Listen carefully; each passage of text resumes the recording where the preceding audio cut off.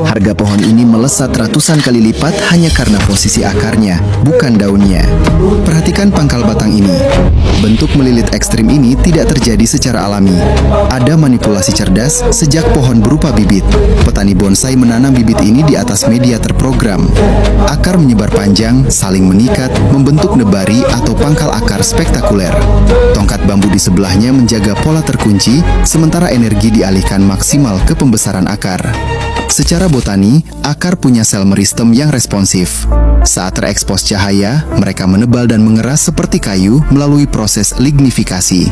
Teknik ini memangkas waktu puluhan tahun menjadi hanya beberapa tahun.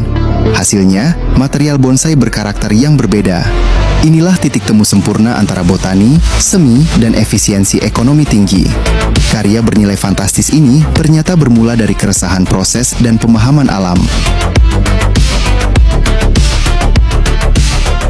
Pohon bonsai sebenarnya tidak pernah bisa menyembuhkan luka potongannya sendiri.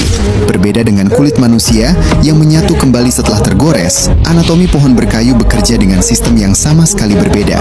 Ketika sebuah dahan besar dipangkas, bagian kayu yang terpotong itu akan tetap ada di sana selamanya. Lalu, bagaimana para master dunia membuat bekas potongan ekstrim itu hilang tanpa jejak?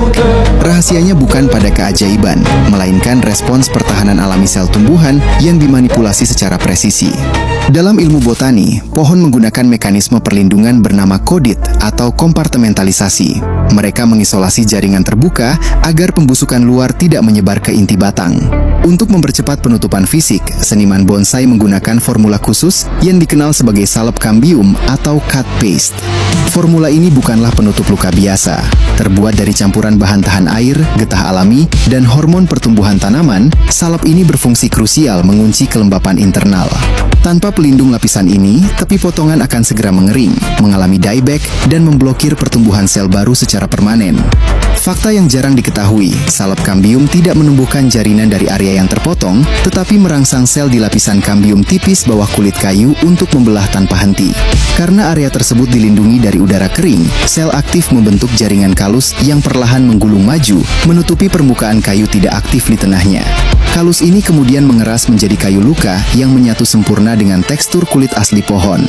Formula berbentuk pasta tanah liat untuk luka besar dan cairan untuk cabang kecil bekerja dengan prinsip biologi serupa.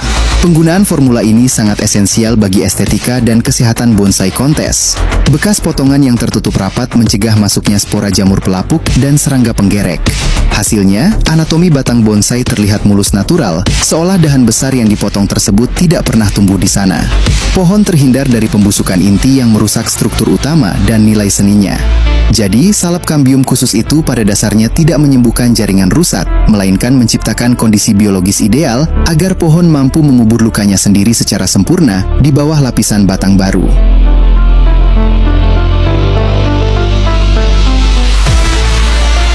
Pohon tidak pernah menyembuhkan lukanya. Ya, Anda tidak salah dengar. Saat seorang master bonsai memotong habis batang utama atau melakukan trunk chop, pohon tidak memulihkan sel yang rusak, melainkan mengisolasinya selamanya. Potongan ekstrim ini menyisakan lubang besar yang tampak mengerikan. Bagi pemula, ini terlihat seperti akhir dari estetika pohon. Namun bagi pakar botani, ini adalah pemicu dari sebuah keajaiban biologis yang super agresif. Disinilah fisiologi tumbuhan bekerja. Tepat di bawah kulit kayu, terdapat lapisan tipis bernama cambium. Ketika terjadi luka, hormon auksin berkumpul di area tersebut, memicu pembelahan sel secara masif. Hasilnya, terbentuklah kalus. Kalus adalah jaringan parenkim tak terdiferensiasi, sebuah daging baru berwarna hijau muda kemerahan yang meluber perlahan menutupi bekas potongan. Dalam teknik bonsai profesional, kita wajib memotong secara miring atau cekung menggunakan concave cutter agar aliran nutrisi tidak terputus dan kalus bisa menutup rata tanpa benjolan buruk rupa. Ada fakta sains yang jarang diketahui. Fenomena ini disebut kompartementalisasi luka pada pohon atau CODIT. Pohon membuat benteng kimia di dalam batang untuk menahan pembusukan, sementara kalus bekerja di luar sebagai gerbang pelindung.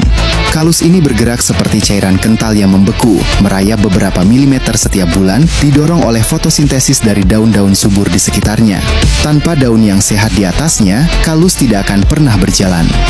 Mengapa proses ini sangat sakral dalam dunia bonsai? Penutupan kalus yang sempurna menciptakan ilusi optik bernama tapering atau perubahan dimensi batang yang mengerucut ekstrim dari bawah ke atas. Inilah yang membedakan tanaman pot biasa dengan mahakarya bonsai bernilai tinggi. Pohon tampak tua, kokoh, dan berkarakter seolah-olah telah hidup ratusan tahun di alam liar, padahal itu adalah hasil manipulasi teknik potong dan manajemen kalus yang presisi. Jadi, saat Anda melihat bekas luka yang menutup sempurna pada sebuah bonsai, Anda sedang melihat bukti nyata dari kecerdasan bertahan hidup yang tertulis dalam DNA pohon selama jutaan tahun. Memotong habis seluruh daun bonsai justru membuatnya tumbuh jauh lebih kuat. Banyak orang mengira pohon akan langsung mengering saat kehilangan seluruh organ hijaunya. Namun, ada keajaiban botani tersembunyi di balik kulit kayu yang keras ini. Teknik ini dinamakan defoliasi total. Tapi ingat, tidak semua jenis pohon bisa gundul total. Ketika seluruh helai daun dilepas, pasokan hormon auksin menurun drastis, memicu hormon sitokinin mendorong tunas dorman yang tertidur untuk segera pecah. Pohon mengekstrak cadangan energi berupa karbohidrat dan pati yang disimpan aman di dalam akar serta batang utama. Kejutan terbesarnya, daun generasi kedua yang muncul memiliki ukuran yang jauh lebih mikro, namun memiliki struktur sel yang jauh lebih padat untuk menyerap cahaya matahari.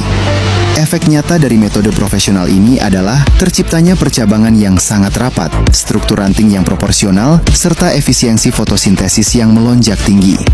Pohon tidak kehilangan daya hidupnya, melainkan memperbarui seluruh sistem metabolisme demi bertahan ratusan tahun di dalam pot kecil. Pohon ini bukan lagi tanaman, tapi patung bernyawa yang harganya setara mobil para pemilik saham. Rahasianya, teknik ekstrim bernama Sherry. Saat pohon biasa dirawat agar mulus, master bonsai justru mengelupas kulit batangnya secara paksa dan memutihkannya dengan cairan belerang. Tujuannya, meniru efek pohon yang tersambar petir di pegunungan Jepang. Ternyata, semakin terlihat tersiksa dan tua, harganya justru semakin gila. Proses ini memakan waktu begitu lama hanya untuk satu lekukan batang yang dianggap para master yaitu sempurna. Sebuah bukti bahwa keindahan sejati lahir dari ketangguhan menghadapi badai demi badai.